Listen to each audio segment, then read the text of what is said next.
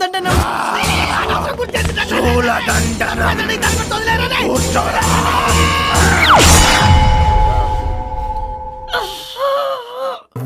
ముందుగా మన ఛానల్లో 2024 బెస్ట్ ఇండియన్ ఫిలిమ్స్ అండ్ మీరెవ్వరూ చూడని అండ్ చూడాల్సిన best Hollywood English hidden gems movies list ఇచ్చాను. తప్పకుండా ఆ వీడియోస్ చూడండి. ఇక గేమ్ చేంజర్ విషయానికి వచ్చేస్తే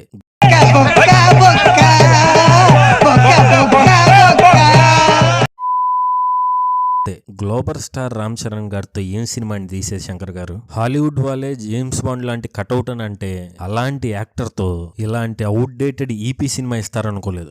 అవును కాదనట్లేదు, ఇండియన్ 2 అంత వరస్ట్ గా ఉండదు, బట్ బాగుందా అంటే నో. అసలు ఒక సినిమా చూసామనే ఫీలింగ్ కూడా లేదు. ఆఫ్టర్ ఇన్ ఇయర్స్ తర్వాత ఎంత పెద్ద హీరో సినిమా వస్తే అది సంక్రాంతికి వచ్చింది, స్టిల్ ఎప్పుడో మైండ్ లో నుండి ఆల్ట్ F4 అయిపోయింది. సినిమాలో హీరోకి అర్థం లేని యాంగర్ మేనేజ్మెంట్ ఉంటే హీరోయిన్ నీకు చాలా కోపం ఉన్నప్పుడు ఆ కోపాన్ని దోప్ అని చెప్పి ఆ కోపాన్ని వదిలేసే అని చెప్పిద్ది. ఈ సినిమాలో ఎవ్రీ సీన్ కి except flashback every scene కి దోప్ దోప్ అంటారు. సినిమాలో యాంగర్ మీటర్ అని ఉంటది, ఆ యాంగర్ మీటర్ పిక్స్ లోకి వెళ్తది, హీరో కాదు చూసే మనకి. ఈ సినిమాలో హీరో క్యారెక్టర్ స్ట్రైట్ గా ఉండదు, జస్ట్ లైక్ సునీల్ క్యారెక్టర్ లాగా. ఆయన పేరు సైడ్ సత్యం అంట, ఏది స్ట్రైట్ గా చేయలేడు, అన్ని సైడ్ కే చేస్తాడని, అదొక డిఫెక్ట్. అండ్ అంజలి గారి మెడ కూడా స్ట్రైట్ గా ఉండదు, వంకర్ గా ఉంటది శంకర్ గారి లాగా. అండ్ ఆల్సో ఆయన క్రియేట్ చేసిన ఈ క్యారెక్టర్ లాగా హీరోయిన్ క్యారెక్టర్ హీరోయిన్ ఐఏఎస్ అవ్వమనిద్ది, ఐపీఎస్ అవుతాడు, మళ్ళీ ఐఏఎస్ అవుతాడు, సరదాగా అవుతాడు. ఓకే సరే, ఫ్లాష్ బ్యాక్ మీ అమ్మా నాన్న వీళ్ళరా అని చెప్తారు తనకి. ఆ ఫ్లాష్ బ్యాక్ హీరో మీద ఇంపాక్ట్ ఉందా అంటే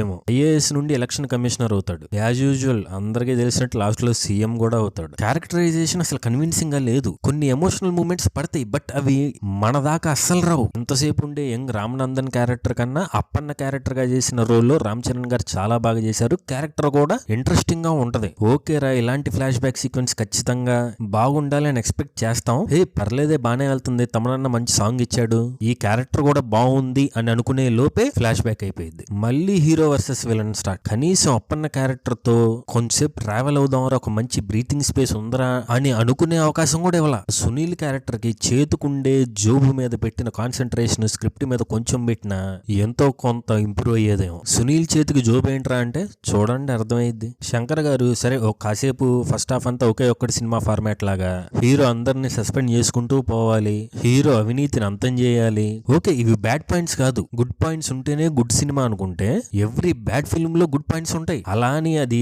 గుడ్ సినిమా అయిపోదు కదా. సరేలే, పేటా ర్యాప్ సాంగ్ ఎంత ఫేమస్ అయింది కదా, ఈసారి రామ్ చరణ్ గారితో కోపా ర్యాప్ అని ఒకటి నాన్ సెన్సికల్ డాన్స్ వేపిద్దాం, తమన్తో ర్యాప్ పేరుతో జనాల చెవుల్లో తుప్పు వదిలిద్దాం అని కొట్టించినట్లు ఉంటది. శంకర్ గారు ఇక ఈ శూలదండనాలు వేసింది చాలు 2 సినిమాలతో, ఇక రిటైర్ తీసేసుకోవటం బెటర్. అండ్ సినిమాలో హైరానా సాంగ్ కోసం వెయిట్ చేయొద్దు, సినిమాలో ఆ సాంగ్ లేదు. మా ఒపీనియన్ నచ్చితే కామెంట్ చేయండి, లైక్ చేయండి, ఛానల్ ని సబ్స్క్రైబ్ చేసుకోండి.